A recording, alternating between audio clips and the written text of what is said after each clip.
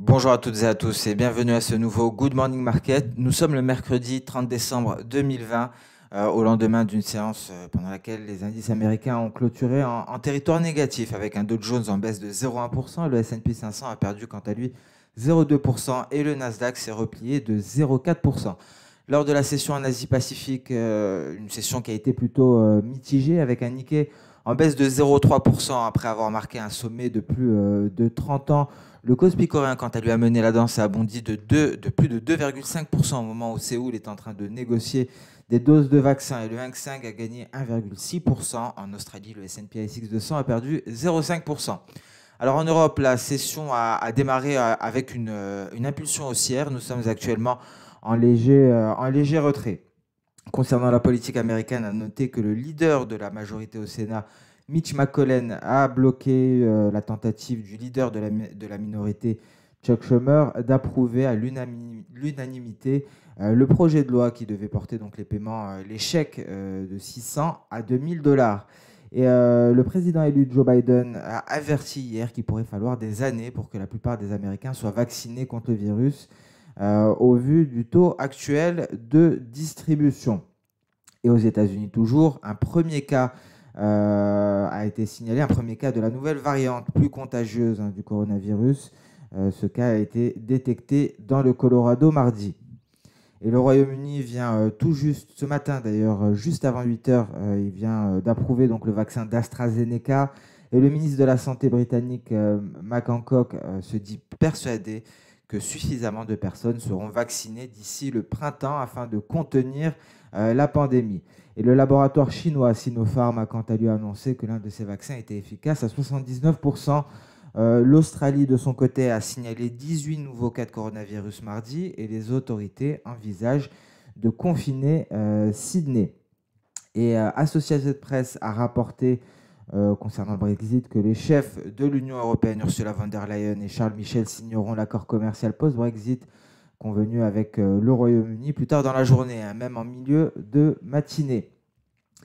Et à noter que hier, le gouvernement américain a commencé les envois de ces fameux chèques de 600 dollars pour les Américains. Et le secrétaire au Trésor, Stephen Mnuchin, a déclaré que le processus d'envoi de chèques aux personnes n'ayant pas de compte bancaire enregistré auprès du gouvernement débutera dès mercredi. Nous avons pris connaissance, à noter les stocks de pétrole brut aux États-Unis qui ont chuté de 4,8 millions de barils au cours de la semaine qui s'est terminée au 25 décembre, selon le rapport de l'API. Et donc, concernant le marché d'échange, le dollar australien et le dollar néo-zélandais sont les plus performants et le dollar américain et l'euro sont les plus en retrait. Alors, nous allons nous intéresser immédiatement au calendrier économique, quelque peu dégarni. On notera notamment le débat à la Chambre des communes sur l'accord Brexit à 10h30. Ça ne figure pas ici sur le calendrier économique. On prendra connaissance de quelques données en provenance des États-Unis, notamment de la balance commerciale à 14h30. À 15h45, on prendra connaissance de l'indice PMI de Chicago aux États-Unis pour le mois de décembre. À 16h, on prendra connaissance des ventes de logements en attente, en glissement mensuel. Et à 16h30, le stock, la variation hebdomadaire des stocks de pétrole brut, ce sera le rapport de l'EIA. Et le décompte des plateformes pétrolières aux États-Unis, étant donné que vendredi sera férié, cette donnée, encore une fois, sera avancée.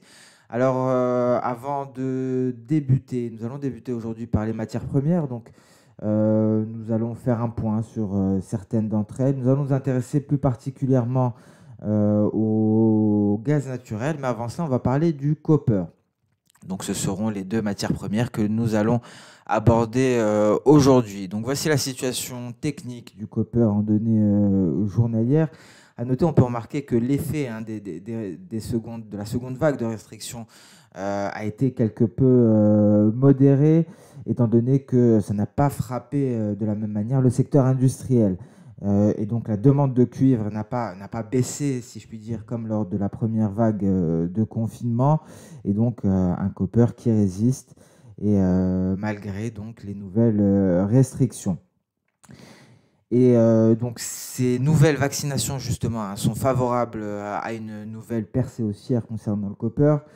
Et il y a également les nombreux programmes qui viennent soutenir l'économie, qui pourraient favoriser justement ce rebond, ce prochain rebond du copper en 2021. Donc nous avons une zone de résistance, on attend pour les perspectives de long terme, on attend sagement donc son franchissement. Et donc à noter que nous sommes toujours en dessous de 20% par rapport au sommet de 2011, par rapport au record historique. Mais attention tout de même, ces éventuelles mutations du Covid-19 pourraient impacter les cours. On pourrait assister à un sell-off, à une vente de panique qui pourrait être due à de nouvelles restrictions. Donc c'est vraiment la menace pour le copper, c'est cette mutation du Covid-19, même si les restrictions actuelles n'ont pas autant impacté le secteur industriel que lors des précédentes restrictions des mois de mars et d'avril. Et il faudra se concentrer également sur le sentiment des consommateurs, étant donné que les biens et consommations durables représentent près de 25% de la demande mondiale de cuivre. Donc voilà pour les données à surveiller en vue d'anticiper, d'envisager un nouveau rebond qui nous permettrait donc d'aller chercher les 9 500 $ la tonne, voire d'aller marquer des nouveaux records historiques. Et une autre donnée qui mérite notre attention également, c'est l'impulsion du crédit en Chine. Cette nouvelle impulsion du crédit en Chine pourrait soutenir les cours du cuivre très prochainement, comme ça a été le cas d'ailleurs après le précédent repli. Donc voilà pour le copper, voilà toutes les données qu'il faut garder à l'esprit. On va s'intéresser à présent au gaz naturel, un gaz naturel qui s'est replié, qui a retrouvé des couleurs par la suite. Cela n'annule aucunement les perspectives baissières et donc le plus sage serait d'attendre un franchissement des 2,320. Après, c'est ce qui est compliqué effectivement avec le gaz naturel, c'est que des fois on a des gaps baissiers assez conséquents un gap par exemple baissier pourrait nous placer directement en dessous des 2,320 aux alentours des 2,250. Donc c'est vraiment la difficulté pour le gaz naturel, mais les perspectives sont clairement baissières. On va parler de plusieurs données, on va parler météo bien entendu, parce que ça affecte énormément le gaz naturel. Il faut savoir que les dernières prévisions de température indiquent des températures supérieures à la moyenne dans la plupart des régions des États-Unis dans les 8 à 14 prochains jours. Seuls l'Alaska et le sud-ouest des États-Unis feront exception. Et nous avons également des modèles météorologiques européens qui ont réduit les perspectives à long terme de plus de 25 degrés jour de chauffage. Les degrés jour, c'est une donnée importante également. Je vous invite à vous y intéresser. Vous trouverez ici des explications et les différentes théories. On avait déjà parlé des différents modèles météorologiques qui servent de fondamentaux pour les cours du gaz naturel. Et donc la semaine dernière, on a assisté à un repli des cours du gaz naturel, malgré le fait que le rapport hebdomadaire de l'EIA sur les stocks de gaz a fait état d'une baisse, une diminution nette d'un point de vue hebdomadaire à hauteur de 152 milliards de pieds cubes pour la semaine du 18 décembre, alors que les analystes prévoyaient une baisse de 160 milliards de pieds cubes. Alors il faut savoir qu'une baisse des stocks fait normalement grimper les cours des matières premières, mais il faut noter que les niveaux de stock sont considérablement plus élevés cette année, de 278 milliards de pieds cubes en glissement annuel et de 218 milliards de pieds cubes par rapport à la moyenne sur 5 ans. Donc c'est vraiment ce qui a entraîné cette baisse des cours malgré une baisse des stocks. On se base sur les données par rapport en glissement annuel et sur les données des 5 dernières années. Et donc, concernant les températures, on peut le constater ici, des prévisions météorologiques qui prévoient des températures égales ou supérieures à la moyenne, ce qui donc entraîne une baisse considérable de la consommation de gaz naturel. Et à noter également que ces fameux niveaux de stock de gaz naturel restent supérieurs à la moyenne de ces 5 dernières années. Donc, malgré la baisse actuelle, on est au-dessus de la moyenne, une moyenne que l'on retrouve ici. Ici, on retrouve le maximum lors des 5 dernières années, le minimum et la moyenne que l'on retrouvera au milieu, la moyenne de ces 5 dernières années ici. Donc voilà pour les différentes données à garder à l'esprit concernant le copper, avec les différents facteurs qui devraient favoriser la hausse et la poursuite du rallye en 2021. Et ces données qui peuvent sembler incompréhensibles concernant le gaz naturel, notamment au vu des stocks qui peuvent s'expliquer tout simplement par ce graphique et une baisse qui pourrait donc se poursuivre au vu de la situation météorologique, que ce soit aux États-Unis ou en Europe. Ce qui est en cause notamment, c'est une baisse de la demande et donc une baisse du chauffage. C'est vraiment ce qui va influer sur les cours et la situation technique semble nous indiquer une poursuite en direction de l'objectif théorique, un objectif théorique que l'on retrouvera légèrement au-dessus des 1,900, ce qui permettrait de finaliser cette figure en épaule tête-épaule.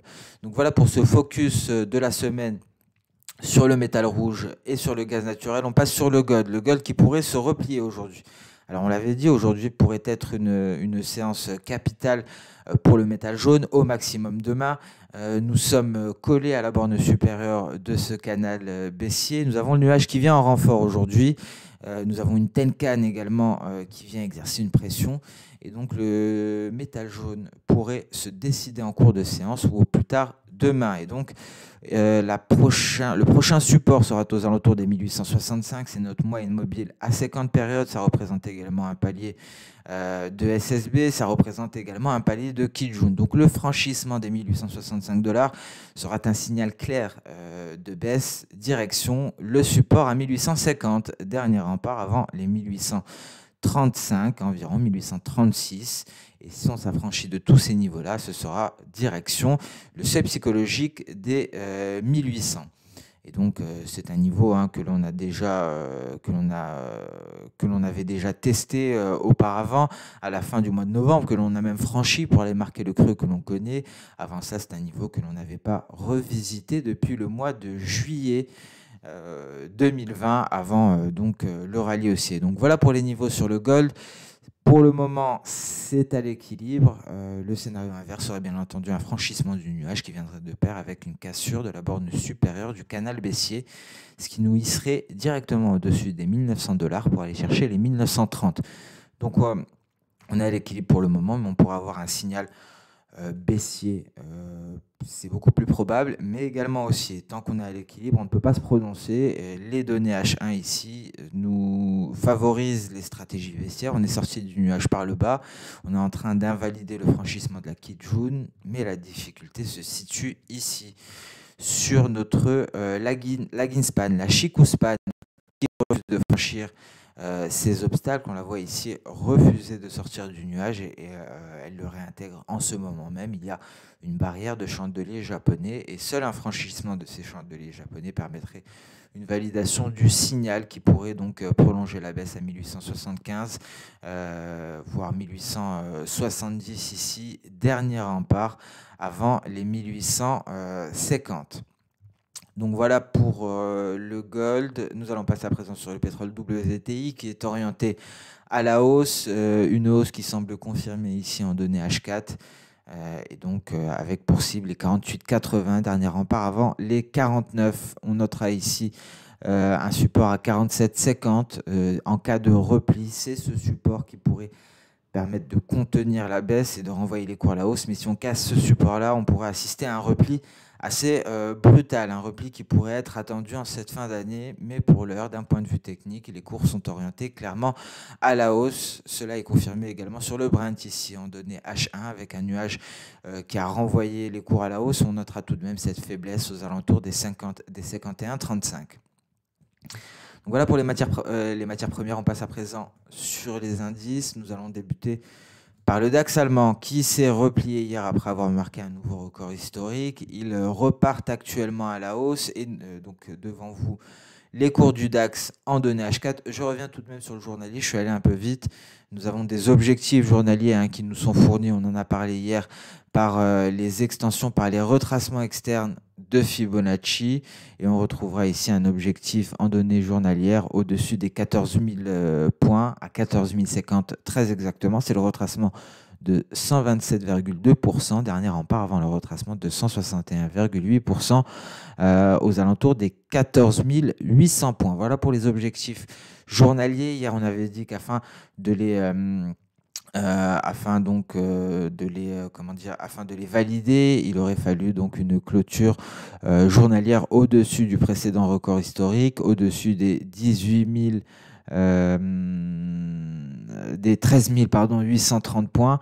On a clôturé en territoire négatif, on a repris notre souffle. Ici en H4, nous avons une Tenkan qui pourrait nous signaler une hausse. Si on parvient à s'en affranchir, si on parvient à avoir une clôture H4 au-dessus, on irait chercher le précédent sommet, le précédent record historique, et donc direction le seuil psychologique des 14 000 points. Donc on va surveiller en intraday les 13 800 points, très précisément, qui nous permettraient d'envisager de nouveaux records historiques sur le DAX, direction le seuil, la barre des 14 000 points. Le CAC 40 a fortement progressé pour aller titiller à nouveau ici cette projection N à 5 618 points. Je vous rappelle que c'était l'objectif qui nous était fourni par une précédente projection d'Osoda qui avait été invalidée pour aller marquer un creux. Et c'est très précisément la résistance pour le CAC 40, qui se retire aux portes de ce niveau.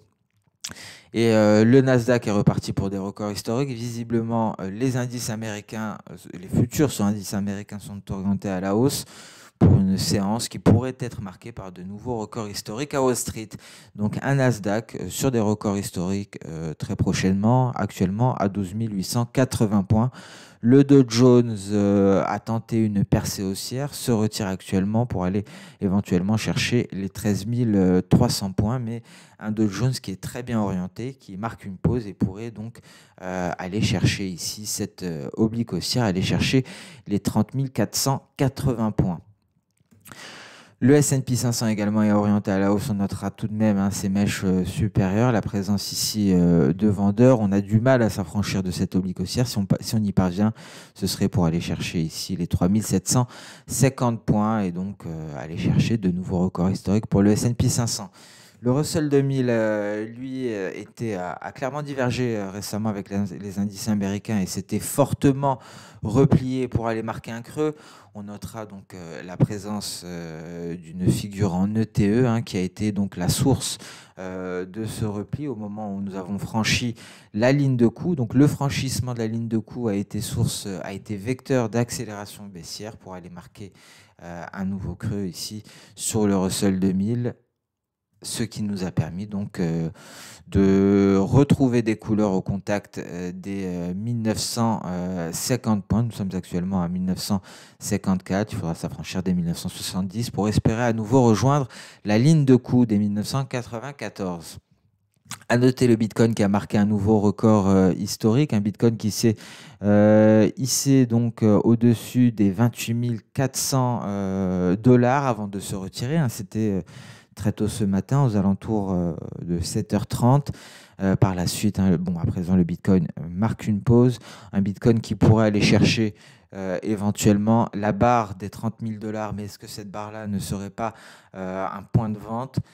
Probablement. Les précédentes hausses sont dues à cet effet FOMO dont on parle très souvent, Fear of Missing Out, c'est la peur de manquer quelque chose, simplement. Au vu d'un Bitcoin sur de nouveaux records historiques, nous avons eu un afflux de capitaux vers cette crypto-monnaie qui a permis d'alimenter davantage la hausse et donc d'aller chercher de nouveaux records. Alors attention, lorsque l'on va atteindre les 30 000 dollars, peut-être demain matin, peut-être en cours de séance, il faut noter qu'on le voit ici en données hebdomadaires, on se rapproche de la zone de ce qu'on va appeler la zone de danger concernant l'ATR, qui pourrait être source de repli considérable pour le Bitcoin. Donc on le garde sous surveillance, notamment à l'approche du seuil psychologique à 30 000 dollars.